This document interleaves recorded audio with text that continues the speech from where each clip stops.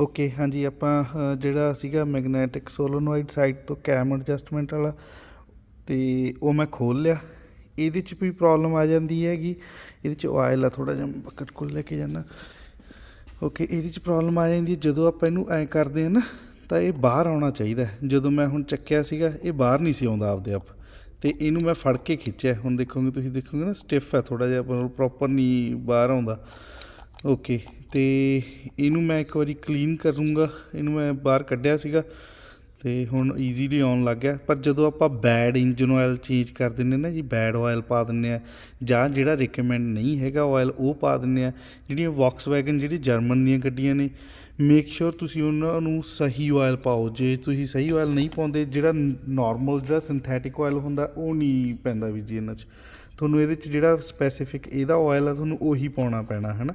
ਥੋੜ੍ਹਾ ਜਿਹਾ ਐਕਸਪੈਂਸਿਵ ਜ਼ਰੂਰ ਹੁੰਦਾ, $20, ਪਰ ਤੁਸੀਂ ਬਹੁਤ ਆਪਦਾ ਖਰਚਾ ਜਿਹੜਾ ਸੇਵ ਕਰ ਲੈਂਦੇ ਹੈ ਨਾ, ਕਿਉਂਕਿ ਇਹ ਆਇਲ ਨਾਲ ਹੀ ਚੱਲਦਾ। ਇੱਥੋਂ ਐਂ ਬਾਹਰ ਆਉਣਾ ਚਾਹੀਦਾ। ਇਹ ਪਹਿਲਾਂ ਨਹੀਂ ਸੀ ਆਉਂਦਾ, ਮੈਂ ਬਹੁਤ ਇਹਨੂੰ ਉੱਤੇ ਥੱਲੇ ਕੀਤਾ ਪਰ ਖੁੱਲ੍ਹਿਆ ਨਹੀਂ ਇਹ। ਹੁਣ ਮੈਂ ਇਹਨੂੰ ਫੜ ਕੇ ਖਿੱਚਿਆ। ਇੱਕ ਵਾਰੀ ਆਪਾਂ ਇਹਨੂੰ ਇੰਸਟਾਲ ਕਰਦੇ ਹਾਂ ਦੁਬਾਰਾ। ਜੇ ਇਹਦੀ ਪ੍ਰੋਬਲਮ ਹੋਈ ਤਾਂ ਫਿਰ ਆਪਾਂ ਇਹਨੂੰ ਨਵਾਂ ਪਾਵਾਂਗੇ। ਮੈਂ ਤੁਹਾਨੂੰ ਨਾਲ ਨਾਲ ਵੀਡੀਓ ਬਣਾਉਣਾ, ਮੈਂ ਇਹਨੂੰ ਇੰਸਟਾਲ ਕਰਦਾ ਅਤੇ ਫਿਰ ਆਪਾਂ ਸਟਾਰਟ ਕਰਕੇ ਦੇਖਦੇ ਹਾਂ ਵੀ ਕੀ ਪ੍ਰੋਬਲਮ ਹੈ। ਹਾਂਜੀ, ਮੈਂ ਜਿਹੜਾ ਇਹ ਸੀਗਾ ਆਪਣਾ ਸੈਂਸਰ ਸੋਲੋਨੋਇਡ, ਇਹ ਮੈਂ ਲਾਤੀ ਵਾਪਸ, ਅਤੇ ਹੁਣ ਆਪਾਂ ਸਟਾਰਟ ਕਰਕੇ ਦੇਖਦੇ ਹਾਂ। ਹੋਪਫੁਲੀ ਨਾ ਕੁਛ ਹੋਵੇ, ਕਿਉਂਕਿ ਇਸੇ ਦੀ ਪ੍ਰੋਬਲਮ ਲੱਗਦੀ ਸੀ ਮੈਨੂੰ। ਜਦੋਂ ਮੈਂ ਖੋਲ੍ਹਿਆ ਇਹ ਅੱਗੇ ਨਹੀਂ ਸੀ ਆਉਂਦਾ ਹੈ ਨਾ, ਮੂਵ ਨਹੀਂ ਸੀ ਕਰਦਾ। ਆਪਾਂ ਸਟਾਰਟ ਕਰਕੇ ਦੇਖਦੇ ਹਾਂ। ਲਓ ਜੀ, ਆਪਾਂ ਸਟਾਰਟ ਕਰ ਲਈ। RPM ਸਹੀ ਖੜੇ ਆ, ਨਹੀਂ ਹਲੇ ਫਲਕਚੁਏਟ ਹੁੰਦੇ। ਇਹਨੂੰ ਦੇਖਦੇ ਹਾਂ ਆਪਾਂ ਕੀ ਕਹਿੰਦੀ ਹੈ।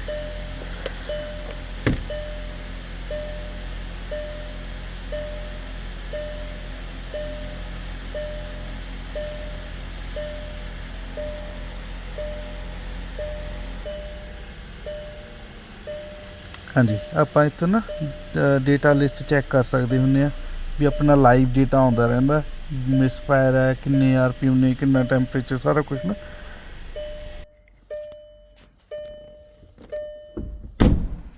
ਹਾਂਜੀ, ਆਪਾਂ ਸਕੈਨ ਕਰਕੇ ਦੇਖਦੇ ਹਾਂ।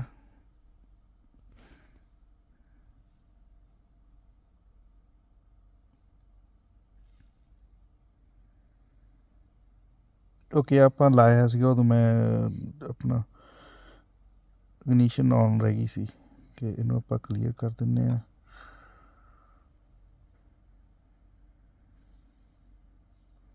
ਡੇਟਾ ਲਿਸਟ, ਸਿਲੰਡਰ ਇਨਫੋਰਮੇਸ਼ਨ,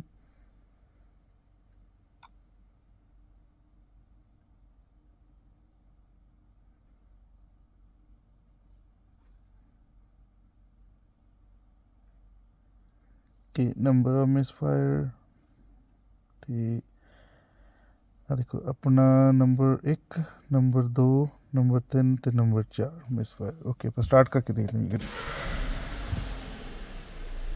ਜਦੋਂ ਪਹਿਲਾਂ ਆਪਾਂ ਸਟਾਰਟ ਕਰਦੇ ਸੀ ਨਾ ਲਾਈਵ ਡੇਟਾ ਦੇ ਵਿੱਚ, ਰਾਈਟ ਵੇ ਇੱਥੇ 1 2 3 4 5 6 ਮਤਲਬ ਅੱਗੇ ਵੱਧਦੇ ਰਹਿੰਦੇ ਸੀ ਨੰਬਰ। ਇੱਧਰ ਵੀ ਹੈ ਨਹੀਂ, ਇੱਧਰ ਵੀ ਹੈ ਨਹੀਂ। ਸੋ ਆਪਣੀ ਪ੍ਰੋਬਲਮ ਸੋਲਵ ਹੋ ਗਈ।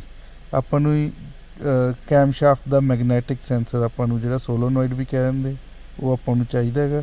ਉਹ ਰਿਪਲੇਸ ਕਰਾਂਗੇ ਜੀ, ਕਿਉਂਕਿ ਇਹ ਫਿਰ ਇਹਨੇ ਸਟਾਪ ਹੋ ਜਾਣਾ। ਹੁਣ ਤਾਂ ਆਪਾਂ ਧੱਕੇ ਨਾਲ ਫੜ ਕੇ ਖਿੱਚ ਲਿਆ ਸੀ ਇਹਨੂੰ, ਉਹ ਆਪਾਂ ਚੇਂਜ ਕਰ ਦਿਆਂਗੇ। ਇੰਜਨ ਆਇਲ ਫਰੈਸ਼ ਪਾ ਦਿਆਂਗੇ, ਜਿਹੜਾ ਰਿਕਮੈਂਡਡ ਹੈਗਾ ਆਇਲ ਉਹ ਪਾਵਾਂਗੇ, ਅਤੇ ਗੁੱਡ ਟੂ ਗੋ। ਕੋਈ ਵੱਡਾ ਖਰਚਾ ਨਹੀਂ ਹੋਇਆ ਜੀ, ਥੋੜ੍ਹੇ 'ਚ ਸਰ ਗਿਆ। ਕੋਈ ਆਪਾਂ ਪਾਰਟ ਪਾ ਕੇ ਨਹੀਂ ਦੇਖੇ ਵੀ ਇਗਨੀਸ਼ਨ ਕੋਇਲ ਪਾ ਕੇ ਦੇਖ ਲੈਂਦੇ, ਇਹ ਵੀ ਹੋ ਸਕਦਾ, ਇਹ ਵੀ ਹੋ ਸਕਦਾ। ਨਹੀਂ, ਪਹਿਲਾਂ ਡਾਇਗਨੋਸ ਕਰੋ ਪ੍ਰੋਪਰ। ਤੁਹਾਡਾ ਡਾਇਗਨੋਸ ਸਹੀ ਹੈ, ਤੁਸੀਂ ਉਹੀ ਪੁਆਇੰਟ 'ਤੇ ਜਾਓਗੇ ਜਿਹੜੀ ਚੀਜ਼ ਹੋਣ ਵਾਲੀ ਹੈ। ਨਾਲੇ ਕਸਟਮਰ ਦਾ ਵੀ ਪੈਸਾ ਸੇਵ ਹੁੰਦਾ, ਅਤੇ ਨਾਲੇ ਆਪਾਂ ਜੋਬ ਵਧੀਆ ਕਰਦੇ ਹਾਂ, ਆਪਦੇ ਆਪ ਨੂੰ ਖੁਸ਼ੀ ਮਿਲਦੀ ਹੈ ਨਾ ਜੀ। ਅਤੇ ਥੈਂਕ ਯੂ ਜੀ। ਮੇਕ ਸ਼ੋਰ ਤੁਸੀਂ ਸਬਸਕ੍ਰਾਈਬ ਕਰਿਓ ਚੈਨਲ ਨਵੀਆਂ ਵੀਡੀਓ ਵਾਸਤੇ। ਥੈਂਕ ਯੂ ਜੀ।